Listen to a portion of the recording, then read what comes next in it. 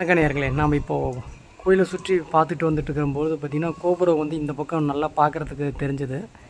கோபுரத்து மேலே பார்த்திங்கன்னா அவருடைய அழகாக ஈசன் அவர்கள் வந்து உட்காந்துட்ருக்காரு. அவருக்கு வந்து மரம் குழல் நிறையா இருக்குது. அதுக்கு கீழே அப்படியே வாங்க புடைப்பு சிற்பங்களாக இருக்குது. அதில் இவரை நாம் இப்போ தரிசிக்க போகிறோம். பாருங்கள், இதெல்லாமே புடைப்பு சிற்பம் தான். இவ்வளோ அழகாக காட்சி கொடுக்குறாரு. பக்கத்திலே அவரை வழிபடுகின்ற சித்தர்கள் அல்லது ஞானிகள் அப்படின்னு நம்ம சொல்லலாம். இந்த பக்கம் ஒரு 3 பேர் இருக்காங்க.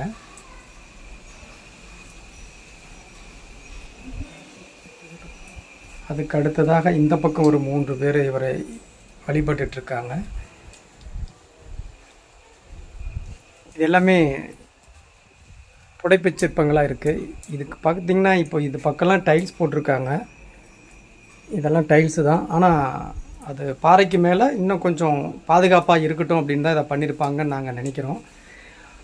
உண்மையான சிற்பங்கள் பார்த்திங்கன்னா இங்கே தெரியுது பார்த்திங்களா, இதுதான் அந்த பாறையோடு ஒற்றி இருக்கிற புடைப்பு சிற்பங்கள் தான்.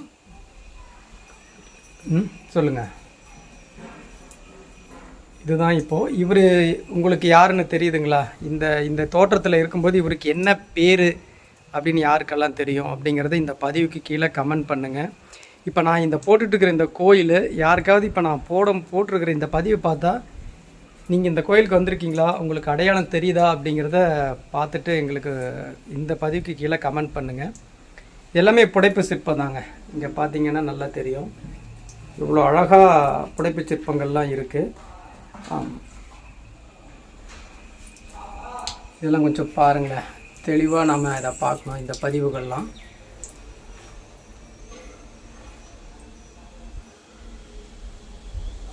இவர் கீழே இருக்கிறவர் இவர் யார், இதனுடைய இந்த வரலாறு என்ன அப்படின்னு யாருக்கெல்லாம் தெரியுமோ அவங்க எல்லாருமே இந்த பதிவுக்கு கீழே பார்த்த உடனே கமெண்ட் பண்ணுங்கள். நாம் இப்போ இருக்கிறது ஒரு ஈசன் கோயில் தான், மிகப்பெரிய கோயில். இந்த கோயிலினுடைய வரலாறு அப்படிங்கிறது குறுநில மன்னன் கட்டினது.